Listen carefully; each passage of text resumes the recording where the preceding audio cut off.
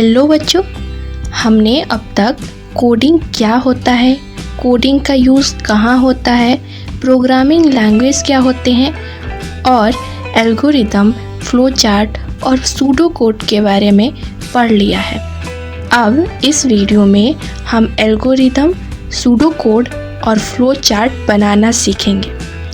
तो बच्चों, आज का क्वेश्चन है कि हमें एक ऐसा कंप्यूटर प्रोग्राम बनाना है जिसमें नंबर एंटर करने पर वो प्रोग्राम हमें बताए कि वो नंबर इवन है या ऑड। तो बच्चों, जैसा कि हमने पिछली वीडियोस में भी पढ़ा है कि किसी भी प्रोग्राम को बनाने के लिए हम डायरेक्टली कोड लिखना स्टार्ट नहीं करते हैं। हम सबसे पहले इसका एल्गोरिदम, फ्लो चार्ट और सूडो कोड बनाते हैं। तो चलो सबसे पहले हम बनाते हैं कि एल्गोरिदम कैसे बनता है। जैसा कि हम जानते हैं कि एल्गोरिदम में हम प्रॉब्लम को समझते हैं और फिर उसे सॉल्व करने का प्लान बनाते हैं। तो चलो इस प्रॉब्लम को हम समझते हैं। बच्चों, इवन और ऑड नंबर पता करने के लिए हमें सबसे पहले नंबर की ज़रूरत होती है, यानी हमें सबसे पहले चाहिए होगा नंबर। मान लेते हैं कि हमारे पास वो नंबर 24 है।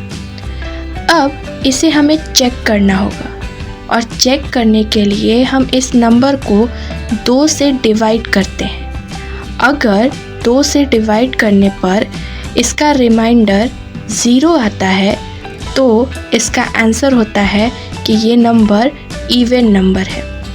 जैसे जब हम 24 को 2 से डिवाइड करते हैं तो आप जैसा कि देख रहे हैं कि इसका रिमाइंडर 0 आया है, इसलिए 24 एक इवन नंबर है। लेकिन मान लीजिए 24 की जगह नंबर होता 19, तो 19 इवन नंबर है या ऑड नंबर, इसे भी चेक करने के लिए हम इसे 2 से डिवाइड करेंगे और अगर डिवाइड करने पर रिमाइंडर 0 आता है तो हम लिखेंगे कि ये इवन नंबर है, और अगर 0 नहीं आता है तो हम लिखेंगे कि ये ऑड नंबर है। जैसे हमने यहाँ 19 को 2 से डिवाइड किया तो आप देख रहे हैं कि इसका रिमाइंडर 0 नहीं आया, यानी ये ऑड नंबर है। तो बच्चों, इस प्रोग्राम का एल्गोरिदम ये है कि हमें सबसे पहले नंबर चाहिए, उसके बाद हम इस नंबर को चेक करेंगे। चेक करने के लिए हम इसे 2 से डिवाइड करेंगे और डिवाइड करने पर अगर रिमाइंडर 0 आएगा तो आंसर होगा इवन नंबर, और अगर 0 नहीं आता है तो आंसर होगा ऑड नंबर। तो बच्चों, हमारा एल्गोरिदम तैयार है। चलो अब एल्गोरिदम की हेल्प से हम इसका सूडो कोड बनाते हैं। तो बच्चों, सूडो कोड बनाने के लिए हमारा पहला लाइन होगा स्टार्ट, क्योंकि किसी भी प्रोग्राम को यूज़ करने के लिए हमें सबसे पहले उस प्रोग्राम को स्टार्ट करना पड़ता है, इसलिए सूडो कोड का पहला लाइन है स्टार्ट। अब हमें, जैसा कि आप एल्गोरिदम में देख रहे हैं कि हमें नंबर चाहिए, तो सूडो कोड का दूसरा लाइन होगा इनपुट नंबर। इनपुट का मतलब होता है एंटर करना, यानी कंप्यूटर यूज़र को बोलेगा कि आप अपना नंबर एंटर करिए, जिस भी नंबर को आप चेक करना चाहते हैं। तो बच्चों, नंबर एंटर होने के बाद थर्ड स्टेप होगा नंबर को चेक करना। इसमें कंप्यूटर नंबर को चेक करेगा कि 2 से डिवाइड करने पर इस नंबर का रिमाइंडर 0 आ रहा है या नहीं।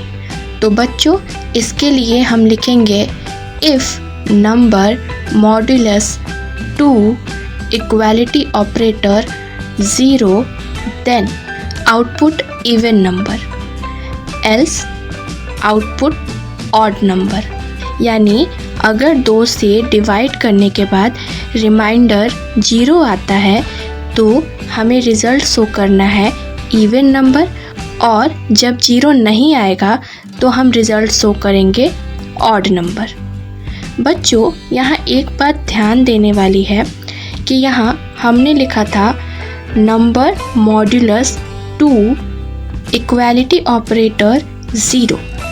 बच्चों यहाँ पर हम बात कर रहे हैं कि नंबर को 2 से डिवाइड करने पर हमें रिमाइंडर 0 आना चाहिए, इसलिए हमने यहाँ डिवाइड का चिन्ह यूज़ नहीं किया है, हमने यहाँ मॉड्यूलस को यूज़ किया है।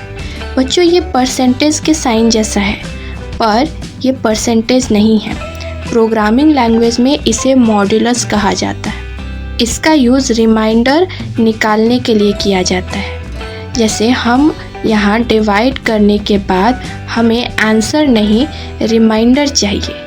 अगर हम डिवाइड का चिन्ह यूज़ करते तो हमें वो 12 आंसर करता, लेकिन हमें तो 12 नहीं चाहिए, हमें तो पता करना है रिमाइंडर, इसलिए हमने मॉड्यूलस का यूज़ किया है।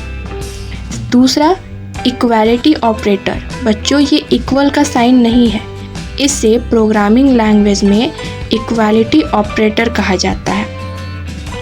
इसका यूज़ चेक करने के लिए करते हैं, यानी इस लाइन को लिखकर हम कह रहे हैं कि कंप्यूटर को सबसे पहले नंबर को 2 से डिवाइड करके उसका रिमाइंडर निकालना है और रिमाइंडर निकालने के बाद उसे चेक करना है कि ये रिमाइंडर 0 है या नहीं। तो बच्चों हमने इस प्रोग्राम के लिए सूडो कोड बना लिया। अब हम इसका फ्लो चार्ट बनाएंगे। तो जैसा कि हमने पिछली वीडियोस में पढ़ा था कि फ्लो चार्ट एक ड्राइंग होता है और इस ड्राइंग को हम शेप्स और एरोज़ को यूज़ करके बनाते हैं। तो बच्चों चलो एक बार देख लेते हैं कि हम किन किन शेप्स को यूज़ करते थे। तो यहाँ स्टार्ट और एंड के लिए हम ओवल शेप को यूज़ करते थे और इसे टर्मिनल भी कहा जाता था। और इनपुट और आउटपुट के लिए पैरेललोग्राम को यूज़ करते थे। डिसीजन या कंडीशन के लिए डायमंड शेप को यूज़ करते थे। प्रोसेस और कैलकुलेशन के लिए रेक्टेंगल को यूज़ करते थे और एरोज़ को फ्लो दिखाने के लिए यूज़ करते थे। तो बच्चों चलो अब बनाते हैं फ्लो चार्ट। तो हमारा पहला स्टेप क्या है? स्टार्ट। तो हम स्टार्ट के लिए ओवल शेप को यूज़ करेंगे। दूसरा स्टेप है इनपुट नंबर। तो इनपुट नंबर के लिए हम पैरेललोग्राम को यूज़ करेंगे। तीसरा स्टेप है डिसीजन और डिसीजन के लिए हम डायमंड शेप को यूज़ करेंगे और डिसीजन यस आने पर हम आउटपुट शो करेंगे इवन नंबर और आउटपुट के लिए हम यूज़ करेंगे पैरेललोग्राम का और डिसीजन नो आने पर हम आउटपुट शो करेंगे ऑड नंबर और आउटपुट के लिए हम यूज़ करेंगे पैरेललोग्राम का और लास्ट स्टेप होगा एंड, इसलिए हम यहाँ पर ओवल शेप को यूज़ करेंगे। तो बच्चों हमने इस प्रोग्राम के लिए एल्गोरिदम, फ्लो चार्ट और सूडो कोड तीनों ही बना लिया। आशा करती हूँ कि आपको ये वीडियो अच्छे से समझ आया होगा।